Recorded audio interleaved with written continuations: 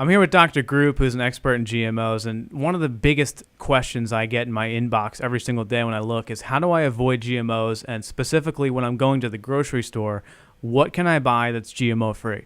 Well, we're going to talk about what you're actually going to find in the grocery store, which products are most likely to contain GMOs, and then how to avoid them. So first of all, Dr. Group of Global Healing Center, we're running the Monsanto Video Revolt together, and tell us a little bit about, first of all, is it even possible to avoid GMOs? It is possible to avoid GMOs, and it's something that every family should do. I mean, they should go through their refrigerator, they should go through their cupboard, and the number one thing they should look for is anything corn. If it's organic, then it's GMO-free. But if it's not certified organic, then they're going to need to go through and look at any high fructose corn syrup, anything made from corn, any corn meal, corn chips that most people have. The main thing is you want to avoid anything made of corn. That's the number one. And that's exactly right. I have a list here of stuff I published on Natural Society. The number one food item that is genetically modified is corn. And we have a list of the top 10 worst offenders that are most likely to be GMO, or you might not think of as GMO. So some of these things on the list might not, for example, be the most proliferant GMO options, but they may be sneaky little incognito GMO agents. So number one is the most prominent, and that's what you said, corn. But that's also high fructose corn syrup, more specifically because they use junk corn, and that's in pretty much every processed food. But don't we eliminate that when we buy organic? You do eliminate that when you buy organic. I mean, there might be some cross-contamination that we just haven't figured out yet, but for the most part, you do eliminate that when you buy organic. But let me just take that corn situation one step further. You have to remember that a lot of the USDA cattle and pig and chicken are fed GMO corn. So when you feed an animal GMO corn in their feed, those genetically modified organisms get into the cow, into the pig, into the chicken, and then you eat that. So it's not like just I'm going to eliminate corn altogether. You have to have organic meat if you're a meat eater, and then you have to also eliminate corn from your diet. And that's why we need to label GMOs and eradicate them completely, because it will ultimately spread. And it's a serious issue. But for right now, we are talking about food independence. So on this list too is soy, and that's another one. They say 96+% of corn is genetically modified. They say 94 or so percent of soy is modified as well, and that's even harder, I think, for me at least, to avoid than corn. I mean, soy's in so much stuff. Soy's in everything right now. I mean, just the best I can say on that is just become an ingredient list shopper. Take the time. You're going to see the same ingredients in most products. You're going to see soy lecithin. You're going to see soy-based products in there. If it says soy anything on the label and it's not certified organic, just don't buy it. I mean, I'm a big proponent against soy, whether it's certified organic or not, just because I know from all my research and from dealing with people who have switched over to soy because I think it's a good alternative to meat. Soy, it contains phytoestrogens and it contains compounds that are toxic to the body. So I personally recommend people avoid all soy, but to avoid the GMO aspect of it, and we're talking soy lecithin and soy in anything, make sure you do not buy any product that says soy on the ingredient label. And by the way, if you're a mother and you're using infant formula, look at that infant formula right now. And if it says soy in there or if it says corn in there, get rid of it immediately and switch to raw goat's milk or switch to from organic goats, of course. Breast milk. Yeah.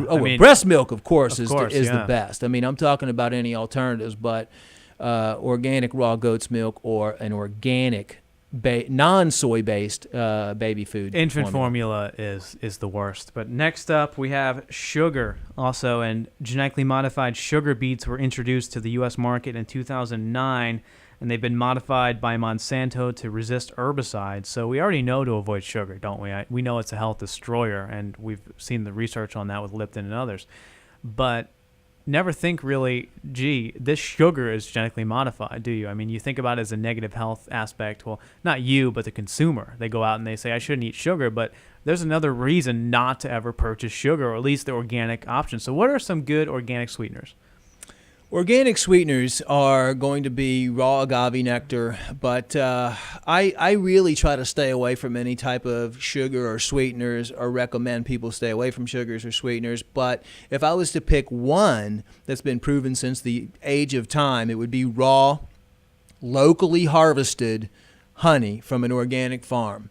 That's going to contain glucose oxidase. Honey never goes bad, and it's going to be with full of minerals and vitamins and everything else that people can use, and it's actually fairly healthy. People think that they're avoiding sugar. I talk to people and they say, yeah, I don't eat any sugar. I don't put any sugar on my food or anything. But anytime you go out and you eat out in a restaurant, most likely the bread has sugar in it. The drinks have sugar in it. Ketchup, the condiments have sugar in it. I mean, if you really break it down, there's massive amounts of sugar in all foods practically. And it's not always GMO, but I mean, for example, the energy and protein bars. I was at Whole Foods looking at those the other day for a road trip, and I realized even the organic ones, 35 grams of sugar, and there was 2 servings. I mean, that's more than you should eat the entire day. Right. I mean, a coconut palm sugar or something like that might be a good replacement from general refined sugar, and definitely staying away from high fructose corn syrup. Absolutely. All right, the next one on the list is pretty obvious, but actually most people don't know it's genetically modified, and that is aspartame. And we talked about in a different video how specifically aspartame is made. In a 1998 article in The Independent, they talked about it. They actually take the bacteria, genetically modified bacteria, and then take the feces, the poop of the bacteria that is also genetically modified, and then grow the aspartame on that. That's from a Monsanto employee. So Monsanto is at the root of aspartame as well. So anyone who thinks, oh, it's just an alternative, sugar-free sweetener and it's just amino acid branch chain, it's not. It's genetically modified from feces of bacteria. So I think that's an obvious one. But how do we avoid aspartame? Aspartame is a very strong neurotoxin. Aspartame is one of the most dangerous things out there. It wreaks havoc on the neurological system. But the main thing with aspartame is over 86 degrees Fahrenheit, it converts to formaldehyde. Mm-hmm. And can completely start preserving your body. Back in the Gulf War, when all the soldiers were suffering, they linked it to 18-wheelers full of diet sodas and diet drinks that had been sitting in the sun for weeks and baking. And the soldiers were then handed all these drinks. And the ones from those divisions they tracked it back started coming down with Gulf War syndrome and started preserving their bodies from the inside out. So aspartame is extremely dangerous and should be avoided.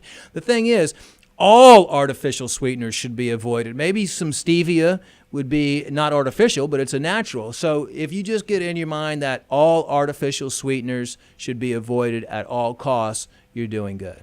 Awesome. The next one is, I think, little known, and that's papayas. Most people don't go to the grocery store and think, well, this papaya might be GMO, but it's actually a real concern. We might not be seeing it widespread yet around the world, but it's something to think about. I don't think we really have to talk much. Do you have anything to input about that? Well, the thing is with papaya, not a lot of people eat it. I mean, it's not one of the things that 90% of the people when they go grocery shopping come home with. It's more of a Southern and South American delicacy. But I don't think there's huge worry right now. But if you do eat papaya, you want to eat certified organic papaya. Yeah, absolutely. And canola, this is actually a pretty big one. Canola oil is obtained from rapeseed through a series of chemical actions. But explain to people what rapeseed is and the history on canola oil. Well, the big fight against Monsanto really started with rapeseed production. And I think rapeseed is mixed with something else to make canola, isn't it? That's the whole thing, is that rapeseed isn't even a real thing at this point. Monsanto has created so many concoctions that canola oil, for example, is not even a real food. No, it's like canola oil is a mix of rapeseed and some other type of oil. I'm not sure exactly what it is, but the fact that rapeseed or canola oil is in a lot of different things, and even sometimes mixed in fryers at fast food restaurants, is what you have to avoid. So, I mean, another good point with oils is make sure that when you're at a restaurant, you can ask them what kind of oil they cook stuff in, and just avoid fast food restaurants anyway, because, I mean, that's just going to, all the stuff at a fast food restaurant, the beef is genetically fed cattle. The, oils that they use are genetically The modified. salad, the supposedly healthy salad. We did an article has, for example, McDonald's, the McNuggets have the same chemicals used to make a yoga mat. They have the remanufactured type of meat. It's horrible. I mean, there's no question. And then people complain about the horse meat in the burgers in the UK version of Burger King. But the fact of the matter is there's way worse things than even the horse meat, which is pretty crazy itself. So the best thing is I would just avoid canola anyway. Really, the best oils to use, just forget about all those oils. The best oils to use are going to be organic, cold-pressed, unrefined coconut oil. You can cook with that. It goes up to high temperatures without denaturing the oil. It's great for the skin, too. It's a medium-chain triglyceride oil. Coconut oil is reversing Alzheimer's disease and Parkinson's and dementia right now. It's an amazing substance. Use grapeseed oil, certified organic grapeseed oil, and the best is just olive oil. I mean, you can use olive oil for anything. It tastes great. Not Put it high on your heat cooking, salad. though. Yeah. Not with your cooking. I mean, you can use it for salads and you can use it for other stuff. If you're cooking at low temperatures, it's not that bad. Yeah. But we could go into detail about that, making sure you don't even cook with a Teflon pan Right, and stuff. but for now, it's a good alternative at least to canola oil, Yes. which hopefully no one's buying. I've never actually seen anyone purchase a big thing of canola oil to cook with. That would be like Well, buying. there are restaurants purchase it, and then there are people that actually purchase canola oil. So. Right. Well, they need to stop doing that. Next one is cotton oil, and that's originating in India and China, and of course is oftentimes GMO. I mean, GMO cotton is a pretty big thing as well. I mean, obviously purchase organic shirts and clothing if you can, but I mean, cottonseed oil is something that's in a lot of products, and it just goes back to checking the ingredients once again, doesn't it? The best thing I can say for cottonseed, it's usually cottonseed oil, and you will find it on ingredient lists. Just look for the ingredients, and if you see cottonseed oil on there, don't buy it. That's not a really big thing. No one needs an alternative to cottonseed oil. No one uses it effectively. And 8 is dairy, because we know that the bovine growth hormone, Monsanto's cloned injectable hormone that goes into the cows and ultimately kills them, is still in 30% of the milk in the United States. So ultimately it comes down to, sure, you can buy organic milk, but even raw milk is better, or any form of goat's milk, as you were mentioning. I think avoiding dairy is actually recommended to a pretty large degree by most experts. Anyway, I mean, especially if it's not organic. Yeah, I recommend good substitutes like hemp milk, almond milk, rice milk, and make sure they're all organic, and or make your own. I mean, I make my own almond milk from organic almonds cheap, that aren't too. irradiated, because a lot of the stuff is irradiated coming into the country. So Yeah. the recombinant bovine growth hormone in dairy and in cheese and everything like that is actually, we've seen a tremendous rise in ovarian and reproductive cancers, especially breast cancer in women. It wreaks havoc on children's hormone levels, wreaks havoc on male hormone levels, and it wreaks havoc on female hormones. So you have a hormonal disruption that happens, and not only that, the cows have mastitis, and you end up with pus residues in the milk and blood cell residue in the milk, and it's just one thing that should be avoided, because when that happens, the cows are shot up full of antibiotics, they're shot up full of vaccinations, they're shot up with all kinds of other stuff, and ultimately that residue comes out through the milk. Definitely.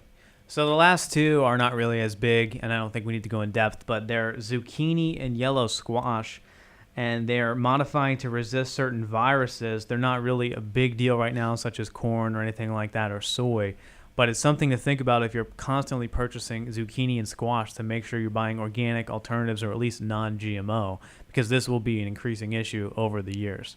Yes. So I think this helps a lot of people. I mean, even if they're not going to buy 100% organic, they can know that these are the trigger items. We're going to put them up on screen for your convenience right now, and you'll be able to at least identify these things that you need to purchase non-GMO every single time you go to the store. Yes. I recommend people educate themselves about GMOs. Watch the movie Genetic Roulette is a good documentary. Another one is Seeds of Death. That you can watch both of those for free on YouTube, and that'll give you a good understanding on GMOs. And also, Anthony, I recommend everybody watch our video that we did on how to detoxify your life of GMOs and how to detoxify your body of GMOs. We'll put that link up on the screen right now for people to click on too. And also participate in, of course, the Monsanto Video Revolt, July 24th, or MonsantoVideoRevolt.com. Learn the information. Upload your videos against Monsanto. Thanks a lot for watching, and we're going to do another video real shortly here on some more information. Thank you.